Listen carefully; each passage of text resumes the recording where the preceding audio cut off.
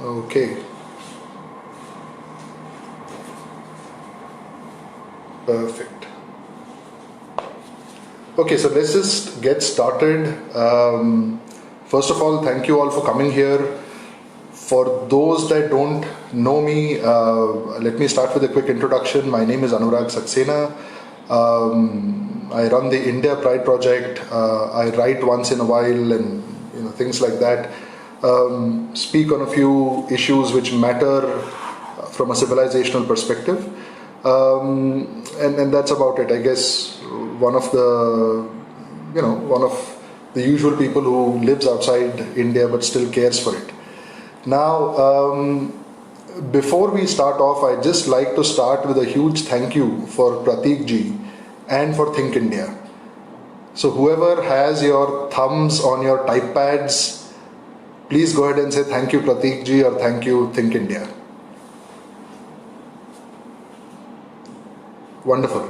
Now, quick expectations on today's session. As you know, the topic is India in a post-COVID world. I'm going to keep, so a couple of expectations. I'm going to keep this conversation pretty informal and pretty conversational. From what I understand, it's largely, either the young, which is students from business schools, law schools, etc., or the young at heart, like Gautam Desiraju and me. Another expectation is that chances are very high I am going to be wrong, for sure. The problem with any predictions or any predictive models is nobody knows where the world is going. So chances are I will be wrong, and I'm more than happy to debate or for you to call me out. Third expectation is I'm terrible with technology, so apology if something goes wrong. And also that is why I will miss a lot of the comments or a lot of the questions that come up here. So if I miss any questions or comments, please hold them till the end or feel free to repeat them in the end. My expectation from this particular session is to get half of you to agree with me. If all of you agree with me, then there's something wrong with either you or with me. If all of you disagree with me, then there's something wrong. So, the reason I'm saying this is not to be facetious, but the topic, so COVID is an unknown, as Donald Rumsfeld said it. Many Gyanis and experts are trying to weigh in, but really nobody knows in which direction the economy will go, health of countries will go, supply chains will go, geopolitics will go, etc. So I have taken a stab at predicting 5 major trends or 5 major changes that will come post the COVID shock. And hopefully a lot of you will disagree with me and will find good reason to do so. And the reason I'm actively encouraging you to disagree with me is it means you're thinking rather than just absorbing. So this is not a class, this is not this is not a lecture, so feel free to disagree with me and feel free to either let people know, yeah, Anurag was right, or let them know, no, Anurag was wrong, right? With that, let me just get started on the topic itself. Now, like I said, nobody knows where the world is going post-COVID. Nobody knows what's going to happen tomorrow. Now, in this situation, so what do we know so far? We know so far that the economy is most likely hitting a recession. We know so far that narrative wars have begun. We know so far that geopolitically a lot of equations have already changed. We know so far that organizations like the WHO or indeed the other multilaterals have been called out for their lack of timely intervention, probably even their culpability in this issue. Now, the question we need to answer is twofold. What does it mean for mega changes in the world, and what opportunity or threat does it present for India as a nation? So let's quickly go back to the history of pandemics per se. I'm sure all of you are aware that, the minute I tell you, you know what, there was this disease which started in the Hubei province and, it moved southward and westward and entered Europe and all of that, all of you will assume that I'm talking about the COVID virus. Guess what? The COVID virus is not the first time this has happened. From Hubei itself, you had the Black Death, which was exported globally over 600 years ago. Right? It took 25 million lives. Italy, France, Spain were devastated socially and economically because of what was exported out of Hubei 600 years ago. So what we need to keep in mind is this is not the first time this has happened. This is not necessarily a part of China's attempt to conquer the world. This is a part of whether intended or unintended historical export from China's side. Now, why are we talking about history? Right? I think, unless you know where you're coming from, you don't know where you're going. The point is, pandemics like these have resulted in mega shocks. They've resulted in pretty much permanent changes in the world order. And I suspect that will happen this time as well. Now, from my point of view, I would think there are four or five trends or things that we should expect to see after this. Now, if you're from the airlines industry, you will know what the Chicago Convention is. So the Chicago Convention was established after World War II. That is how nations figured, how do we deal with airspace, how do we deal with passenger travel, how do we deal with cargo travel, what kind of policies apply to cargo planes, to passenger planes, to airports, etc., etc. And that's a standard which we follow till today. Now, why am I talking about a standard of an airline industry? Because they are most likely hit. Why do standards matter? Now, standards matter because they define the terms of agreement between people, between institutions, between nations. Take a simple example of a friend of yours. You tell your friend कि यार कल घर आ जाना, माँ ने गुजिया बनाई है, साथ में नाश्ता करेंगे. It's a very simple contract or a simple engagement that you've signed up with a friend. That commitment is premised on the fact कि कल होगा, कल आप होंगे, आपका मित्र होगा, गुजिया होंगी, आपका घर होगा, उसके पास mode of travel रहेगा. The minute any of these or all of these disappear, the contract in itself becomes void. I see that happening, and I'm using the Chicago Convention as a metaphorical example. I see that happening globally. I see a whole bunch of institutions, companies, organizations, perhaps even nations, reneging on a lot of treaties, on a lot of contracts, on a lot of agreements, on a lot of commitments that they have made, either unilaterally, bilaterally, trilaterally, or multilaterally.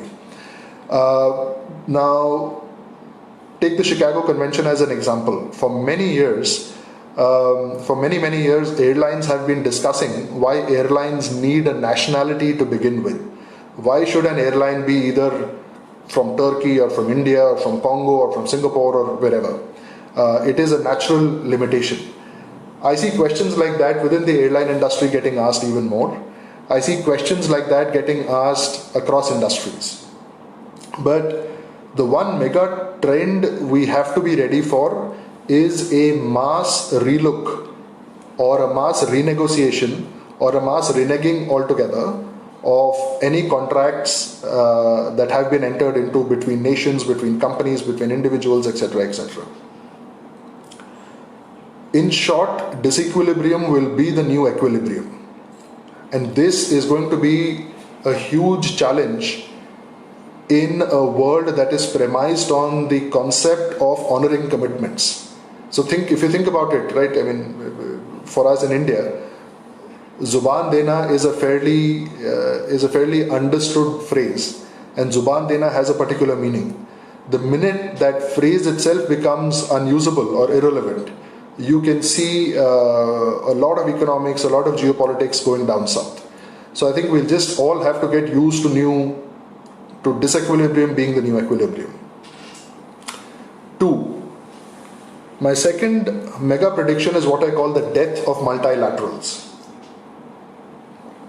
Many of us have been calling out the culpability of the World Health Organization, not just in preventing the pandemic, but perhaps even propagating it. Timely intervention from WHO could have resulted in saving of thousands of lives, if not more. Nations across the world have been realizing the pointlessness in this particular instance of the approach that WHO took. Now, WHO is not alone. You have a whole bunch of multilateral agencies whose existence has been questioned very, very strongly. Now, if you all recall, USA and Israel walked out of UNESCO a few years back, right? I'm going to read a quote from Prime Minister Benjamin Netanyahu of Israel when they walked out of UNESCO. He actually said, UNESCO has become the theater of the absurd, and because instead of preserving history, distorts it. Now, all of us in India know the kind of distortion that has happened to our history, the distortion of our political history and the distortion of the history of sciences. As an example, there's a huge emerging thought, since the 90s, which almost agrees that Euclid, so if you go back to your geometry textbook, you will see pictures of Euclid as a white, bearded male. There's a hugely emerging thought, almost established now, which says that Euclid was most likely an African, or a darkish-skinned female. Now that's the kind of distortion that agencies have been perpetrating. With what happened with the UNESCO, with what is happening with the WHO, I would see a lot of nations now backing out of their commitment, their contributions, financial or otherwise, to these agencies, and genuinely questioning that what are we getting out of committing our resources, which, by the way, our resources are going to become more scarce, right? Given the recession that we talked about. So in a situation where countries anyway are short of money or resources or wealth, chances are they will start taking very hard decisions about their participation or about their contribution to multilateral agencies. And, I see that as the second big mega trend that's coming up. So, you can already see sovereignty over multilateralism as becoming the new normal. And it is becoming the new normal amongst nations that set up the United Nations to begin with. And I think that's a very important question to ask. Now, as India doesn't get a permanent seat, and Aryanji just added UNSC as well, absolutely right. As India is denied a permanent seat, as veto powers are restricted to have been powers rather than new and emerging powers, it's only a matter of time before our nation wisens up to the fact that we'd rather put in our energies elsewhere. If recent history shows anything, the United Nations has become a pleader in chief, essentially requesting countries to the right. Countries like Pakistan, as an example, have had the grit to ignore multilaterals' recommendations. So we see the United Nations becoming a pleader in chief, and I think that trend is only going to increase going forward.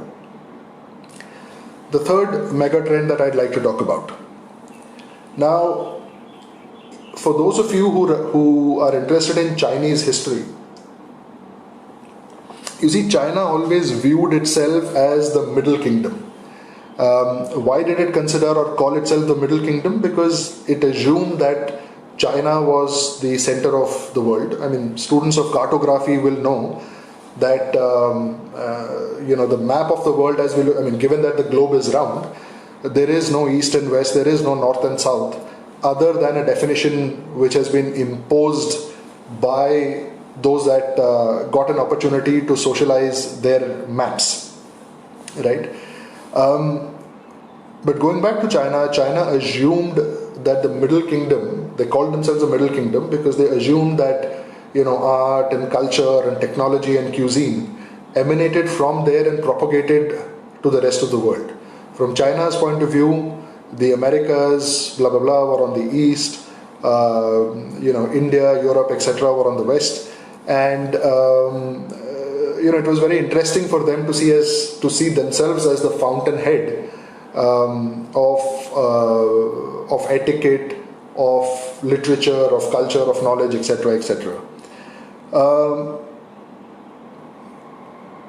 Many people in China, the institution themselves, still have remnants of that assumption or that belief within them. They still believe what in India we would call Vishwa Guru. They genuinely believe they are the Vishwa Gurus. However, over the last few months, I think there's a huge gap that has developed between China's sense of self-worth and how the rest of the world views China. Now, what the contractual obligations are or the economic obligations are a different conversation altogether. I am purely talking about China's self-worth compared to how the world views their worth. It is the first time in recent history that gap has been created. I mean, if you remember, after the death of, once the Berlin Wall broke, once the USSR disintegrated, there was a need. So, USA and USSR were always hyphenated, and China decided to get ambitious and hyphenate itself with the US. So for the last 25-30 years, that hyphenation has been going on, and Chinese industry, the Chinese government, the Chinese defense, everyone has come together to kind of bring China on par with the US. And for the first time, I think in current history, the world has started questioning that hyphenation. So within what I call the death of the Middle Kingdom dominance, I think there are three things that will change, right? Today you and I have no issues buying a bucket for $50, or 50 rupees, which is made in China. Or we don't mind, buying a cheap t-shirt or a cheap doormat or whatever else because it is made in China, it is cheaper than a domestic alternative. But once nations, especially India, internalizes that we've had to pay with our lives to save 20 rupees on a bucket, that's the time I suspect a whole upswell of individuals who start personally, they just take personal decisions to stop buying from China. If you remember what Donald Reagan did with Japan, I think about 40 years back, trade agreements were such that USA could not ban Japanese goods, or USA could not have import or introduce higher import tariffs for Japanese made goods. So where China is today, Japan was half a century back. So what did Reagan do? Reagan went out and made a personal appeal to people and said, look, I want you to stop buying made in Japan stuff. We need to support domestic American manufacturers, domestic American brands, domestic American jobs. So I cannot take a decision to ban Japanese goods, but you can take a decision to not buy Japanese goods. And that was socialized so actively that companies like Japan, companies like Sony and Nintendo and what have you, started feeling the brunt of it.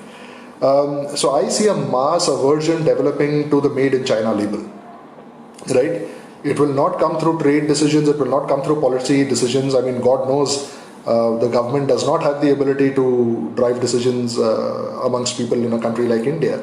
So I suspect it will come hugely from individuals or group of individuals who take those decisions collectively. What I call the shift from fearonomics to hatonomics. So the hatonomics version of economics is something I see developing pretty strongly. Now, the death of Middle Kingdom dominance from a corporate's point of view. So, like I said, there are three subcategories I find. Corporates are already bearing the brunt of an overdependence on China and supply chains that are dependent on China, right? So, you have automotive manufacturing companies that are not getting auto components today. You have clothes retailers that are not getting clothes or textiles today.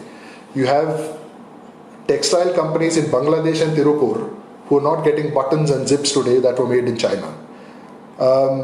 So I suspect a lot of corporations, both to answer questions to their stakeholders in AGMs and to maintain the continuity of business, will de-risk from China and try and depend on alternative manufacturers, alternative supply chains. Now, this is where I think there's a huge opportunity for India. If we leave it to our babus, chances are we will mess this up like we have many others. But there is still an opportunity to get very, very ambitious like we did in 1991 and say that, hey, listen, let's go and grab that opportunity. The world needs an alternative manufacturing base or an alternative supply chain base. Third, how does the Middle Kingdom dominance change for nations? The whole dependence on China has been premised on one simple idea, that there is public interest on one side, but there is also private profits on the other side. These two do not intersect. So let the world move on as normal as far as private profits do not risk national security or public interest. This is the first time that in such a big way, private profits, which is dependence on China, has actually risked public health. COVID is already changing the politics of nations. COVID is changing, social structures. Nations are having to take very hard calls on, if you're over 80 years old, you don't get a ventilator and things like that. So it is very likely that we will see the conversation coming up, which is, hey, listen, we understand there is value on depending with China, on trade with them, etc., but not at the cost of national risk, national security risk, and not at the cost of as simple as losing elections. 45% of America's penicillin comes from China. Now, do you really think America can maintain a dependence that you run out of a basic drug like penicillin just because there is over-dependence on China? 100% of the ibuprofen that US consume comes from China. I would seriously suspect if USA as a nation doesn't try and change that equation going forward.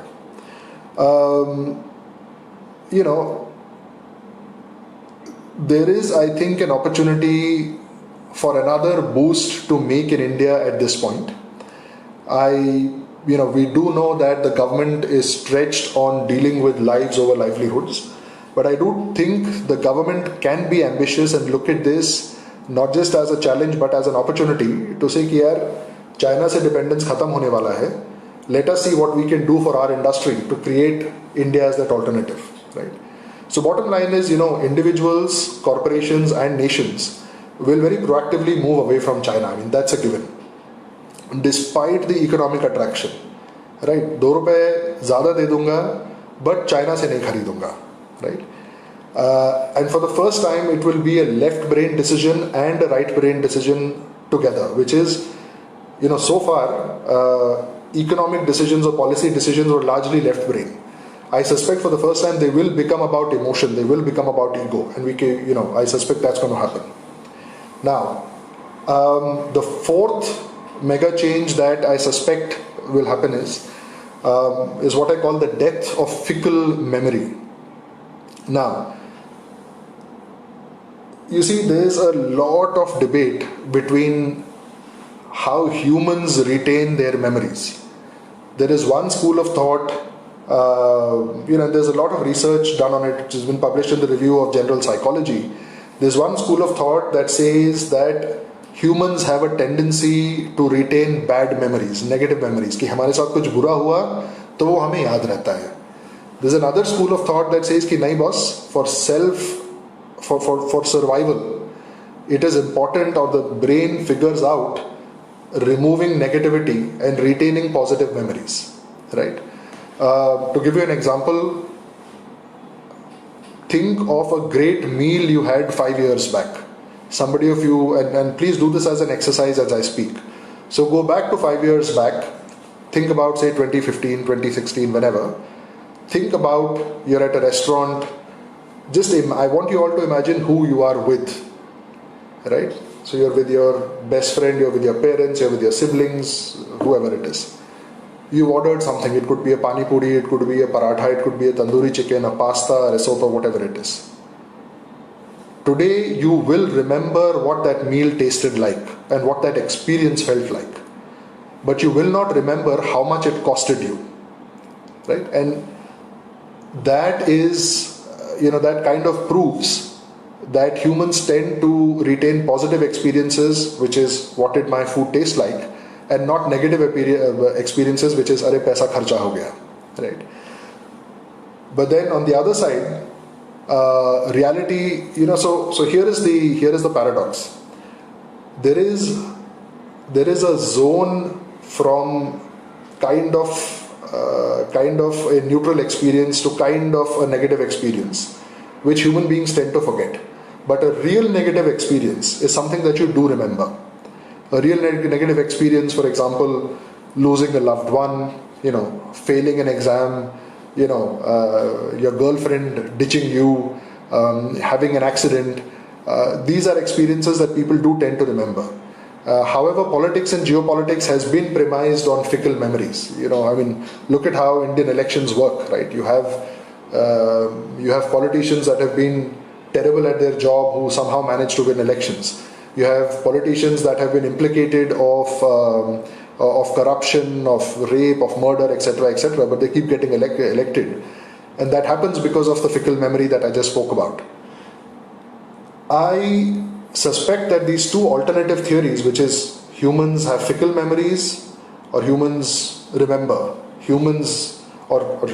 negative stuff, humans remember positive stuff. I think these theories will get stress tested in an environment like this. I'm no psychiatrist or psychologist, but I'm willing to believe that for the first time in our lives, we will remember the COVID pandemic for a long time to come, right? The memory of 9/11 is kind of fading in most people. It is not relevant today as it was 15 years back. The memory of the global financial crisis was forgotten the minute the American government announced the package. I suspect this pandemic, because you will know somebody that has lost their job, or worse, even lost their life. You will know businesses that have suffered.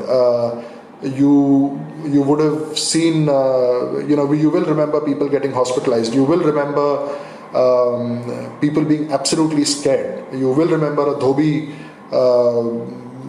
losing his livelihood because of this. This is a memory that will not be forgotten for the long time. So I think the fourth mega trend that I talk about is the death of fickle memory. And I think the memory of this is permanent. And is permanent within individuals, within institutions, within governments. What this will lead to? This will lead to more insular politics.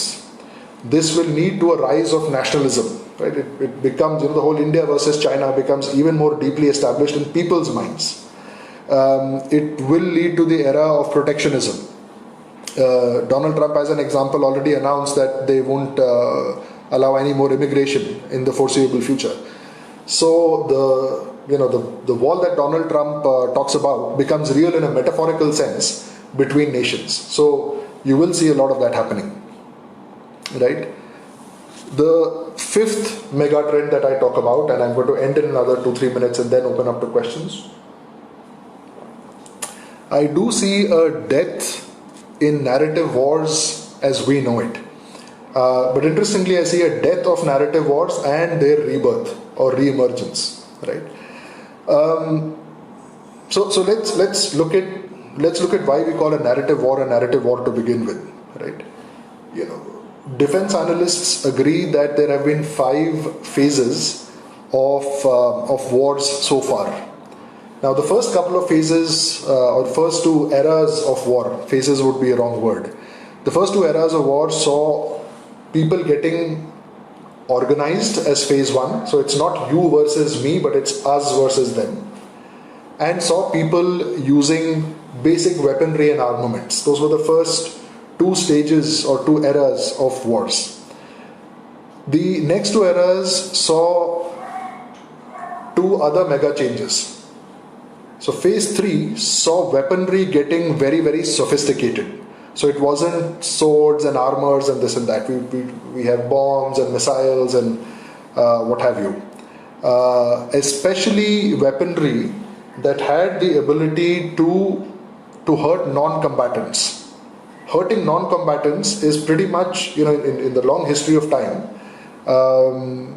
it's basically a century old, which is a blip in the history of humankind if you were to think about it. Non-combatants would never get hurt in wars, let's say before the 1860s or 1870s. The Cold War era brought in the next phase, which is very, very interesting. Especially if you're intellectually oriented. The next era saw us getting into the age of information wars. Right, so you had spies keeping an eye on each other. You had agents. You had double agents. You had propaganda machinery set up, etc., etc. Now, why should that matter to India? Because we still see remnants of that propaganda within our mainstream media, within our experts, within our academia, etc., etc. Right? The age of war as it exists today is of spreading information and ideas. In many cases, it is about spreading misinformation, it's about disinformation, it's about wrong ideas, etc., etc. Communism, as an example, was one terrible idea that was spread in India because we couldn't handle our narrative war. I've spoken about this at length. The whole idea of the Hindu rate of growth is a narrative war that we lost. I mean, that is most successful misinformation campaign ever within the area of let's say economic policy, right? The whole Hindu terror, which has been proved in courts, did not was a misinformation campaign. We've kind of lost that narrative war. The idea that India is a land of milk and honey, which was propagated by our politicians and head of state, terrible idea, but that was a narrative war which we lost. Now, I think what's going to happen in the future is, there are three civilizational nations. There's China, there's India, and there's Israel. Now, China and Israel have been great at managing their narrative domestically as well as managing it internationally.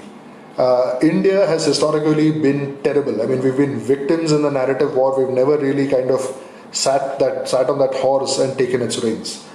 But interestingly, what happens when you try and overplay the narrative card, there is a ricochet effect. There is a pushback that happens when where people, so it's almost like a self-fulfilling kind of negative prophecy. The more you try and manage the narrative, the more opposition develops to that narrative. Each era of war that we saw an escalation or an evolution to the next era, which made the earlier era irrelevant, right? So the N+1th era made the nth era irrelevant, right? As an example, the invention of long-range missiles, invention of airplanes, of aircraft carriers, etc., made hand-to-hand combat irrelevant. So nobody fights the way they fought in Bahubali or Tanaji anymore. That would be extremely stupid. What's going to happen with the narrative wars, in my view, is we evolve to the next stage of narrative wars, which is premised on, how should I call it? Which is premised on a bit more of truth, on a bit more of reality, on counterfact and things like that, simply because of the availability of social media, because of the availability of tools like WhatsApp, etc., etc., where it becomes easier to call out misinformation campaigns, right? I can give you a personal example. A few years back, the print decided to run a smear campaign against me personally and my project, the India Pride project. As is expected from the likes of Shekhar Gupta, they went and propagated a bunch of untruths. Now, what would have happened in the old days? In the old days, I would have ended up becoming a victim to this misinformation campaign which is being run by somebody like Shekhar Gupta, right? People across the world would have said कि हाँ शेखर गुप्ता बोल रहा है कि अनुराग Saxena so and so है तो अनुराग ऐसा ही होगा. Instead, what happened? No, after the print published this misinformation piece, I asked for them to run an unedited rebuttal, and they refused to accept that unedited rebuttal. Right, so they kind of curbed my freedom of speech there. 10 years back, the story would have ended at that point. What happened then was I went to an alternate news portal and I said, listen, would you like to carry my rebuttal? Right? And they published my rebuttal along with photographic evidence, slides from my presentations, etc., disproving without an iota of doubt that what campaign was run by Shekhar Gupta and the print was a malicious, wrong campaign. That counter narrative became so big that even the print had to publish an explanation ki nahi sir, sorry, we had no intent to question Anurag Saksena's credibility, etc. That war was won simply because tools exist today that did not exist 10 years back. So I see the peddling of disinformation and misinformation and propaganda reducing as a component of the narrative war, as versus truth, transparency, much rooted narratives that will take root. And again, that I believe presents a huge opportunity to India, right? Now, so what does this, just to conclude, I was asked to wind up by, about 30 to 40 minutes, and I know I will hit that 40-minute target, open it up to questions. So just to summarize, what are the 5 mega trends that I expect? One is I expect the death of the Chicago Convention and the death of conventions and agreements per se. Second, I expect the death of multilateral agencies or the death of their relevance. Third, I expect the death of the Middle Kingdom dominance, and that would be permanent within, and it would happen very quickly, we don't have to wait till the end of our lifetimes. Fourth, I see the death of fickle memory. I see the world collectively remembering what China did to us, and responding in a language that China understands. And fifth, I see the death of narrative wars and their rebirth as a more sophisticated form of warfare which is based on truth, which is based on transparency. So I see these 5 mega changes, and like I said, I'm sure there are a lot of other mega changes that I have missed. There are these which might not happen, and that's a risk one takes when you speak about the future. With that, I'd like to end my talk, lecture, comments, whatever you want to call it, and open this up for questions that you might have. Tell me I was right, tell me I was wrong, ask me questions, and we're open to it. This is where I take a sip of water and give you guys time to type in questions.